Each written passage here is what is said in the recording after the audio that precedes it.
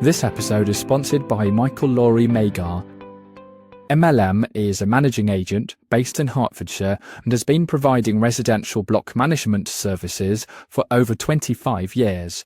MLM is regulated by the Royal Institute of Chartered Surveyors, the Financial Conduct Authority and the Property Institute. MLM pride themselves on offering a bespoke service to their clients, providing in-depth knowledge in all areas of residential block management. If you'd like to know more about MLM's services, please check out their website at mlmproperty.co.uk. Welcome to another episode of Beyond Four Walls, the podcast where we dive into the realities of property management, leadership and well-being. I'm your host, Jodie Fraser, and today we're bringing you a special episode recorded at the offices of the Property Institute in Wimbledon. In this episode, we're tackling a topic that many in the industry face, but don't always talk about, which is dealing with aggressive and difficult people. And whether it's handling confrontational clients, navigating tense situations, or maintaining professionalism under pressure, we all know how challenging these encounters can be. To help us unpack this, I'm joined by an incredible panel of industry leaders, Michael Jacobs, Emily Gray, Lizzie Higgs and Malcolm Perryman. And together we'll share real-life experiences, strategies for diffusing conflict and advice on protecting yourself and your team while delivering exceptional service. It's an important conversation for anyone working in property management, leadership or customer-facing roles, so I hope you enjoy.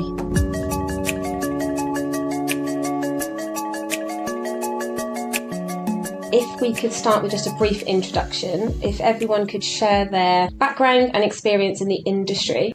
Michael Jacobs, I'm a director at MLM. I've been in the industry over 30 years now and managing director of my firm since 2000. Got a staff of about 40 odd at the head office.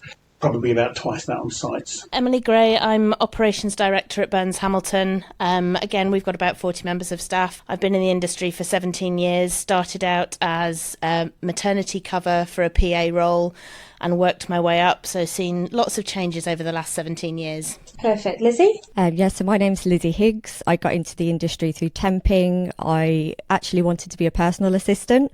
But I got offered a property assistant role. That was 8 years ago. Worked my way up to property manager, and now I work for Dwellent on the technology side. Malcolm Perryman. I'm the commercial manager at the Property Institute. I've been here 5 years now. And if we could just talk about some personal experiences around dealing with difficult clients. Emily, during your career, have you encountered a particularly difficult or abusive client? And if you're happy to, can you share what happened and how you handled it? Of course, I'm not sure that there's anyone who could sit here and say they haven't encountered a difficult client or resident or any kind of scenario where they're in a difficult situation. I did a career talk the other day for my son's school, and I had the question, who's the one difficult person that you have to deal with? And I had to say that there's actually quite a few of them. So I've had many different experiences across my career, but the one that really stands out for me is we were in a mediation, and it was a mediation where both parties were actually sat across the table from each other. Ones that I've been to subsequently, they've been in different rooms, but this one we were across the table from each other. And the leaseholder who was participating in the mediation actually stood up, stood over me, pointed their finger down at me and said that I was responsible for him having a heart attack. And this was a discussion about their service charge arrears. So that really stands with me, that kind of you can get that real physical abuse. A lot of it, fortunately for me, has only been kind of through communications over telephone or emails. But it really does have a lasting effect with you. And I know the way that when I receive that email that's slightly abusive, slightly aggressive, I can feel my heart rate beating, I can feel my palms getting a bit sweaty, and I have to really step back and think about it before I fire off just a response to it. So think about how I'm reacting to it.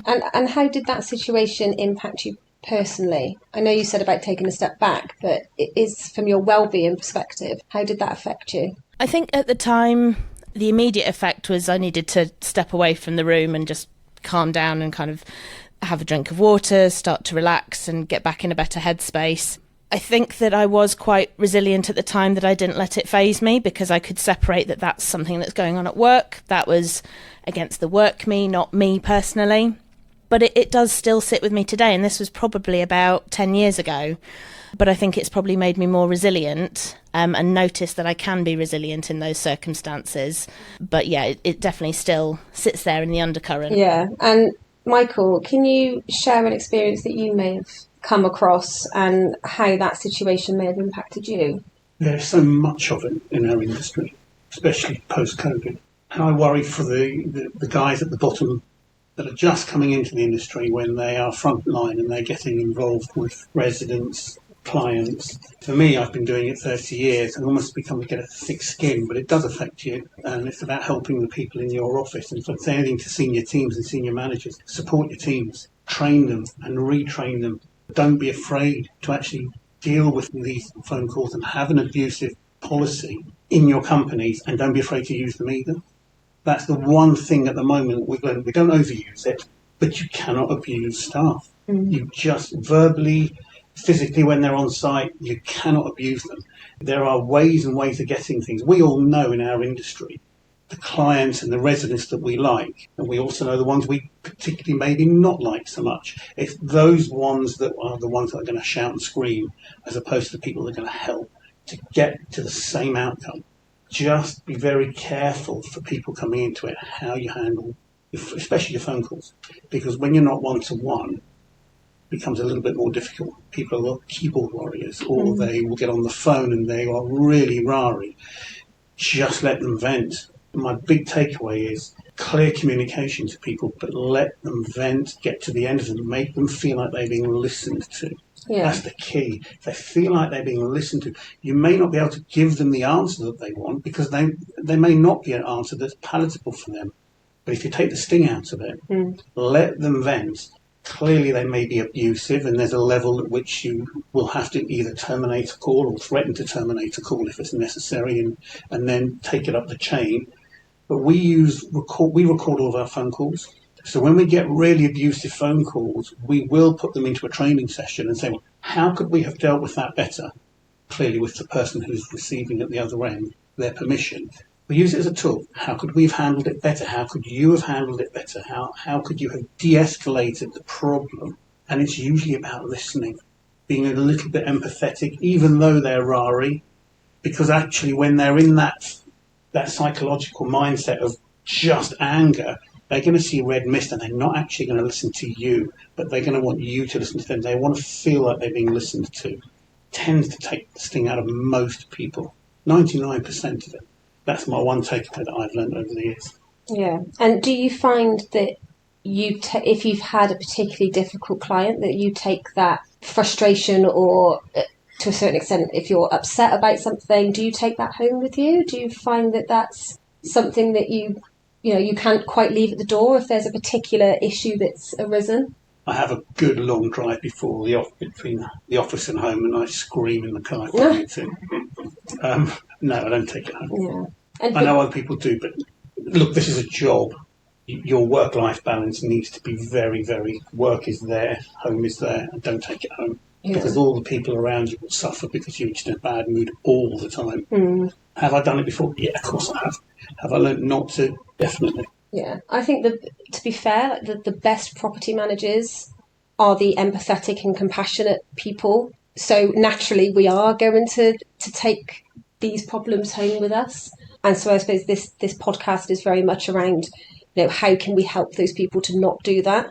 So Malcolm, if you don't mind, what strategies have you found most effective when de-escalating tense situations in your area of work? Yes, so I'm going to back up Michael's point about training, because unless you're some sort of genius, there's absolutely no reason to expect people are going to be able to de-escalate difficult situations unless they've been trained in it. So, I mean, we've all got a sort of prehistoric switch inside us that tells us whether we're under threat or not.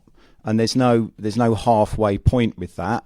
Your body's either saying there is a threat and I'm going to respond to it by either fighting or running away. And it's the same for the person arguing with you as well. So, we're both kind of like got these primordial switches switched on, and it's very difficult to get your way out of it. So training's really important. It's about techniques. It's about having things in your toolkit to be able to label situations and say, I recognise this. It's a confrontation. and therefore I need to take a step back, realise that there's things going on in my body, there's things going on in the other person's body, and we're not going to resolve it, if we start locking horns. Listening, it's really important. So you as well as listening, you need to observe, what that person is asking you. You need to say that back to them so that they recognise that you're listening to them. You need to acknowledge the feelings that are going on, so recognising if someone is upset, if they're frustrated, if they're scared, if they're feeling threatened, get that out there with them. I think then, acknowledging what their needs are. So, if there's something that they're asking for to get done, then even if it's something that can't immediately be done, you need to name the thing that they're saying they want done. And then if it's something that can't be resolved, which in most cases it can't be, you need to formulate a response, which could be, I'm going to do this for you. I'm going to go away. I'm going to have these conversations. I'm going to try and sort these things out for you. So it's about naming things to tame them. Name it to tame it. Making sure that you've got a set of techniques that you can go through and turn an argument into a process, and manage it that way. You're not going to escape the emotions. It's impossible to do so, but by having a technique or a process, you can at least manage your way through it. Just some other tips. The tone of your voice. When you're on the phone and someone is ranting at you, the tone of your voice helps to calm. If you're going to make a promise, as a property manager, we've got millions and millions of phone calls that come on, and they're usually people screaming and shouting at us sometimes. If you're going to promise something, do it. If you've got nothing to tell someone and you've said you're going to go back to them and tell them, I've got nothing to tell you. Because you're the one choosing when to make the phone call. Rather than you're in the middle of doing a schedule of budgets of 20 different schedules on your budget and someone interrupts you. You choose when to call them back. Call them back. Tell them you've got nothing to tell them. Learn how to say, I've got nothing to tell you because nothing's been updated, but I will come back to you at X time or within X time and do it. There's nothing worse than saying, I'm going to do something, and we're all guilty of it, and then not actually doing it, because then you can't control the situation. If someone feels listened to and they know that someone's working for them at the other end, they're likely to be less likely, rather, to come out irari on the phone.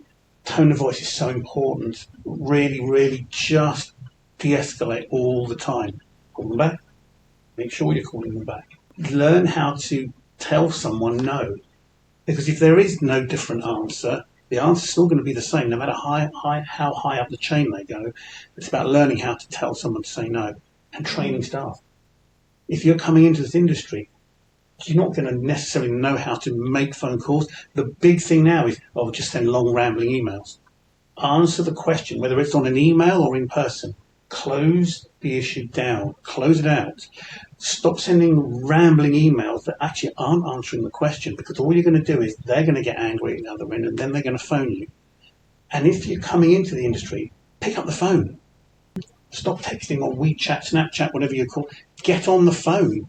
I'm sorry if I sound old-fashioned, but you then control the narrative. When you're on email, you end up spending twice as long. And if you're all about time management, pick up the phone. Yeah, I think that's key as well, because too long you get involved in a back and forth on email because it's a little bit more comfortable. It's a bit more of a safe space than being on the phone. But to take Malcolm's point, you kind of get into a fight or flight circumstance. You can also have a flail circumstance where you don't know what to do and you're kind of back and forth from what I do, and then you don't actually get anything done, which is no good for you and no good for the other side either.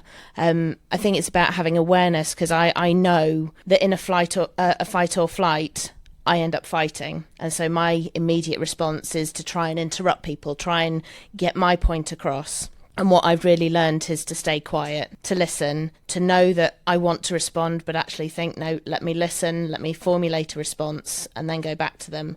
And if I know I'm not in the right frame of mind to have this conversation that's just been plonked on me with a call coming through, I will say to the person, I'm not able to deal with your query right now. However, can I call you back at, say, 2:00 this afternoon? I really want to understand this issue and discuss it more with you. Then you call them back. You're in a better frame of mind. You're more controlling of the conversation. They've perhaps had a little bit of time to think about what their issue is and more formulate their response rather than having picked up the phone on receipt of a demand for some money and it being a reaction for them. So just noticing and being aware of your own reactions and where you can put yourself in the best circumstance to deal with that issue and be able to close it out. To Michael's point, actually, about, even if the answer is no, so a service charge demand is an example of that. We send out service charge demands all the time, but there might be an additional levy that needs to be sent or something like that, and you're going to get those potentially abusive phone calls. But the answer is still going to be, it needs to be paid. Malcolm said earlier about, if you can take something away and deal with it and come back to them with solutions, but there might not be a solution that you can propose to them, if you see what I mean. So how would you deal with that scenario to try and de-escalate? So I think it is clear is kind at the end of the day. It's something that Brene Brown promotes, that Kim Scott in her book Radical Candor promotes. You may not be always be able to give someone the answer that they want to have. Making a false promise is much more dangerous than actually giving them a clear answer. If they don't accept the clear answer, but that continues up the chain, you can never be faulted for that because you've continued the message right through. I have certainly had it, even in my position as a director of the business, people not wanting to hear an answer from me because I am a younger female. They want to speak to a male boss above me. It's like, sorry, my managing director's female. You aren't getting any male colleague to speak to, and you won't get any different answer to what I've said. And it's very difficult for some people to get yourself into that assertive frame of mind to be able to say that, but we need to be a lot better at being assertive, being able to recognise that I can't give you any different answer. This is the way it is. This is why it is the way it is. So to give them some context behind it and some more clarification if that's what they need, but to keep the messaging very clear and not make false promises. Moving on to you, Lizzie, when you've had to deal with persistent abusive behaviour, at what point do you feel like you've had to escalate the matter either to management or if you've ever had to take legal action or anything like that? I think personally, I've always drawn the line at reasonableness. So do I think it's reasonable for this person to continue to shout at me if I've exhausted everything I can do to diffuse the situation? And I think for me, the best way to diffuse the situation has always been kind of transparency, as we've said, really listening to people, because anger is a secondary emotion. So the abuse that you're receiving is just, pent up frustration. So you just need to listen to people and be transparent, and people will understand. But if you have persistent abusive behaviour, I think the most important thing is to log any incident, because you never know when it's going to escalate. So you might have somebody who, in the first instance, they just shout at you over the phone. If you've logged that at that initial, event, then if it does escalate, you're kind of armed with everything that you need. If it does escalate further, so you've got a log from point A, it's empowering you to kind of issue any formal documentation, any warning letters, and empowering you to show a manager or kind of take it legal if you need to. Yeah. And have you ever had to, all the instances that you've come across, have you dealt with them yourself, or have you had to get management involved? I think I've always just taken it on the chin, really, which is probably not the best way to deal with it. I don't think I've ever, issued any legal correspondence, but I've seen, a number of instances where we've said, okay, we don't receive calls from this person anymore. They can only issue correspondence in writing. And obviously we've got as an industry, we've got the unreasonable behaviour policy. And I mean, I'm not sure, Michael, have you ever had to use that with any of your clients? Yes, and I mean that quite seriously. Not so much the clients, it's the leaseholders. I'm a firm believer you're going to get on the phone and you are going to be rah-rah because you've got a problem with X, Y, or Z, whatever it may be. The key to it is to just don't interrupt and listen. If it continues, as you rightly say, and it continues, at a given point, you have to turn around and be assertive and say, you cannot talk to me like this. I don't appreciate it, and it's not going to help the cause. If it then carries on, we have a process that we will look to terminate phone calls. My staff need to feel empowered to do that at the appropriate time, and they need to feel that they're being supported by us as senior managers. That helps them actually deal with the psychology of the phone, especially someone that's rary on the phone. Have we used it previous to COVID? Not very often. Post-COVID, everyone's still working at home, and they sat in their room and they never come out of it. Yeah, we have to use it. Not often, but we do use it, and we will use it. And we will not accept anything other than written correspondence from people. They may not like it, and they tend to come back afterwards and apologise, some of them. Or alternatively, the managers meet them at the buildings. It's when you're one step removed. Face-to-face, people are not going to be very confrontational often.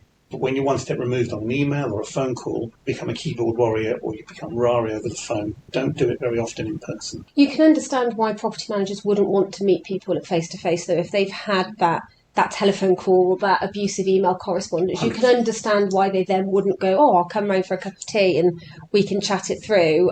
I've taken my manager to a building on a particular case where they were obnoxious and they were totally different when you knocked on the door. Yeah. We didn't tell them they were coming. We just went. Because I was really incensed by just ferocity of it, and they were chalk and cheese, totally different. I'm not suggesting that everyone goes and knocks on the door having had a difficult conversation, but this one was particularly nasty. Yeah. And I thought it warranted getting in the car and going down.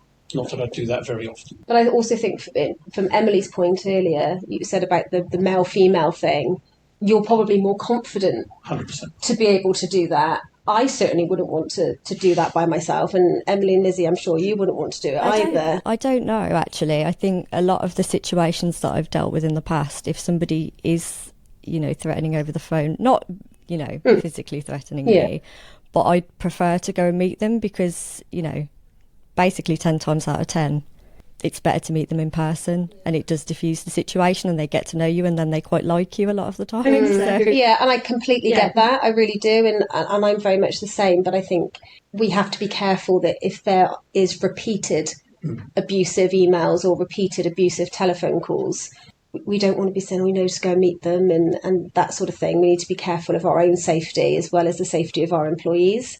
And it's also creating boundaries. And I think that's true of males and females. Everyone should feel safe enough to say to their manager, I think I need to go and see this person to discuss this out, but I would appreciate someone coming with me because of X, Y, Z has happened in the past. I don't feel particularly safe, but I think that this could be a better way forward. And equally for managers to say, well, let's go and try meeting them. I will come and support you. That can really help to make a difference and to increase that confidence of being able to go and do that on your own in the future.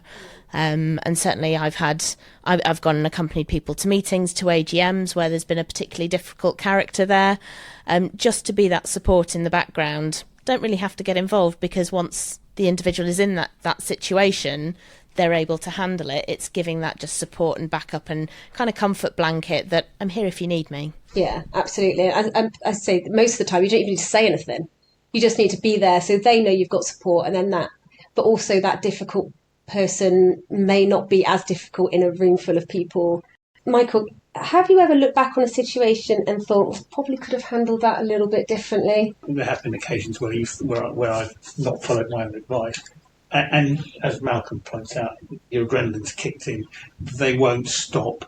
Rather than saying, I'm going to put the phone down, we'll come back at this later, you've engaged with them, you've gone toe-to-toe with them on the phone, and it's just achieved absolutely nothing. And yes, I use one of them as a training example, my own, where you just, I'm the MD, I can. No, you shouldn't. We actually have all done it, but that's how we learn, isn't it, Yeah, and what I try to instill with the guys coming in from the bottom end and up is that that's actually not the way to do it.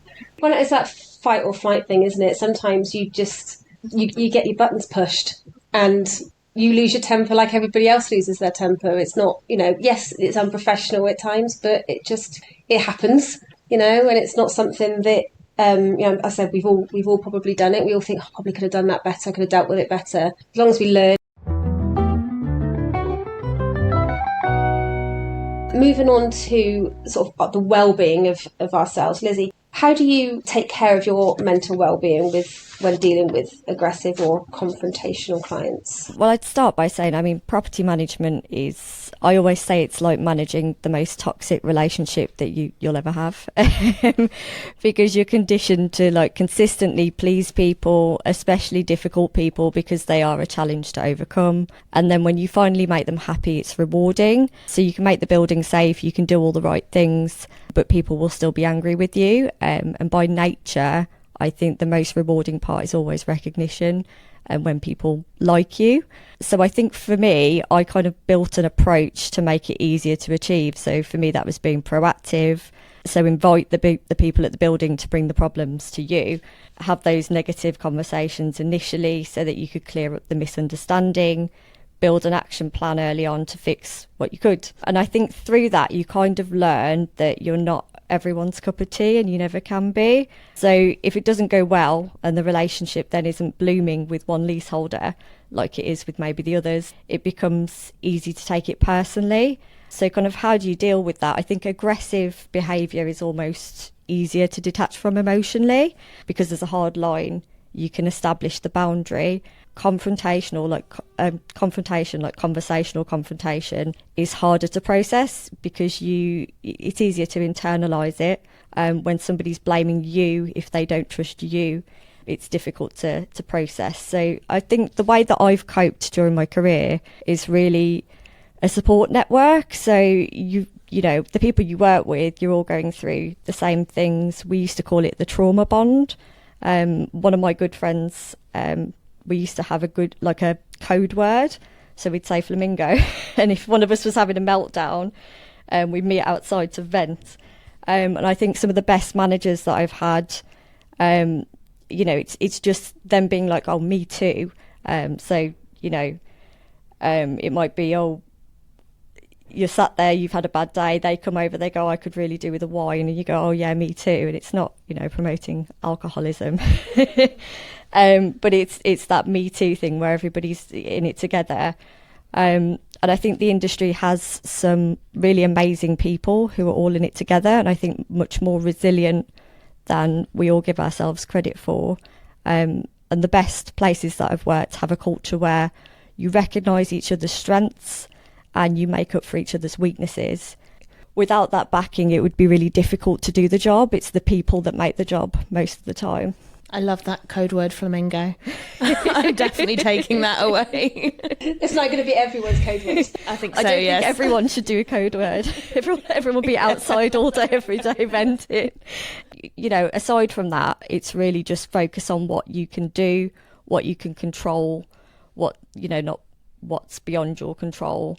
Know when to walk away. So if the situation's too heated, if it's too uncomfortable, you can step away and you can, you know, re-engage with somebody later on. Again, leave work at work, and also see every kind of perceived failure as a learning experience, because all of the negative things that you go through, you do learn from them, and they do all make you more resilient in the end. As a person, I think property management has made me more confident as a human being and just more resilient. So I think there are good takeaways from it. So it's to focus on that side of it instead. Yeah, I completely agree. We've just got to make sure that we can get everyone through it feeling supported, which actually brings me on to a question for you, Emily. What kind of support should employers provide to their property managers facing challenges? I think the key thing, so we've said it from dealing with a difficult customer is listening, but from an employer's side, it's listening as well. It's creating that safe space for an employee to tell you if they're having a problem, to raise that they've had a difficult conversation, to, in a one-to-one, have that conversation that actually I'm maybe not enjoying this job, or I'm finding this really difficult. And for the employer, the line manager, to be able to listen to that, hear what they're looking for, what they need, and then offer solutions of how they can help and support. I think back to Malcolm's point, training is key to be able to provide your team with the tools. But also, to speak to Lizzie's point, it's making it clear that this is, everybody's going through this. I know when I was starting out, I thought that I was in the only firm in the country that did block property management, and I was never going to find another job, and there was no one who could possibly understand all of the difficulties that I was going through. So it was really nice when I went to my first networking event and I found that, yeah, loads of people have these issues. Okay, fine. And I've created some really strong connections from that, and I continue to do that. And it is the network that helps you out. So it's employers putting their employees in a situation where they can create their own networks, hopefully have that network in the office, but help them expand their network outside of just the office as well, into the industry as a whole. I really do think that listening is key, though. Sometimes you have to encourage those conversations out, so employers need to be able to ask the difficult questions. We certainly had a situation recently where someone in the office had dealt with a difficult call. They hadn't told me about it, but another line manager who was in the office at the time and overheard it told me about it. So I was then able to have a conversation with that person directly to make sure that they were clear that they did absolutely everything that they should have done in that situation. They were fine to have terminated the call, fine to then take 5-10 minutes to recompose themselves before coming back to their desk, and just making sure that that is the message that's coming top down, being open and making sure, exactly as Lizzie said, me too, we all have the same issues. So whilst you may see one thing on LinkedIn or what you see in the office as a very composed person who knows exactly what they're doing, let them know that there is some vulnerability there, that you have experienced these things as well, that it is the norm and that we all go through these difficulties. And as Michael said, we all make mistakes. We're not all perfect all of the time. We make mistakes, but the main thing is we learn from them and go forward. So it's for employers to make that safe space to have those conversations. Yeah, I completely agree. And you can do everything for people, can't you? You know, you can send that, be as clear as you possibly can. You can send them all of the documentation. You can do everything that you can possibly think of, but it's still not going to be good enough. It's still not going to be right. So I think for me, it's very much a case of, do you know what? If I have done everything that I can think of to make this person feel supported, and this is to clients and employees, to be supported and to feel safe in the environment and all that kind of stuff, it helps me as well for my own mental well-being. Like, I couldn't have done any more for you if I, and that, as I said, that's employees and clients. Yeah, I think it's having that supportive atmosphere. And I think one of the things that I get told a lot is that this is a thankless job and nobody ever says thank you. My response to that is, when was the last time you phoned SSE to say thank you for sending me an electric bill? You don't say thank you for keeping the electric on all the time. We're there to maintain people's homes and to keep them safe. So if you think of, we manage 4,500 units, 4,500 homes, and people say, everybody is angry with me. I was like, actually, how many people are angry with you? How many difficult customers do you have? And they say, oh, well, there's 10. Okay, so if each of you have 10, let's say in the business we've got 100 difficult customers, what percentage is that of all of the customers that we have across the business? We have 4,400 customers who we assume are quite happy because they're not phoning us up. And so I think we have to concentrate on that side of it as well, of not just hearing the problems, remembering that we don't always say thank you for everything when it's running exactly as it should be, but that is a very good thing as well. Yeah, definitely. So, Malcolm, would you mind giving one piece of advice if there was a new property manager coming into whatever business, from TPI's perspective, potentially, what advice would you give to a new property manager about handling difficult clients? So I've got two, actually. Oh, go for it. The second one's kind of more of a question, really. But on the first one, at the risk of sounding like a broken record, if you're not getting training, ask for training. Because, there's no reason for you to be able to do any of this stuff unless you've been trained in it. And the stuff that I got in the classical training that I received early in my career, I still use today. So it's an important investment in you, and you need to get training. So ask for it if you're not getting it. The second thing is, it's this debate about the difference between empathy and compassion, and how long empathy can be sustained for by people. So, people are projecting the trauma and the chaos, the tragedy, the bankruptcies. They're trying to project it onto you. And when you're empathetic, you are feeling their emotions, and there's only a certain amount of time that can be sustained, and there's only a certain period of time that you're going to be able to maintain that empathy. Whereas compassion is about, you don't have to feel it, but you can recognize it. You can say that you can't imagine what it's, like to feel that, rather than actually, taking those emotions on yourself as well. So empathy's talked about a lot. This is a debate rather than, a kind of definitive point I'm making here. But I do see that there's a difference between the two things. And there's something about, empathy and burnout that go together. And I think that that's just something that people need to be conscious of in the emotional effort that they put into their work. I think that was a really good point that Adam Laidler at last year's seminar, he did a session and he talked about the difference between empathy and compassion. And it's a session that I regularly go back and listen to on the TPI website, because I think it is a really important point. We tend to take on people's emotions, but we need to draw that line a little bit more. Yeah, and Michael, we've spoken about training a lot, but are there any particular skills or training that you think are essential for managing client conflict? It's not just clients, client and leaseholder conflict. I don't know how much actual conflict we have with clients per se, at least we shouldn't be. I hope not. But ultimately, they're leaseholders as well. It's about how we deal with the leaseholders. I know we've spoken a lot today about how we deal with the phone calls and the emails.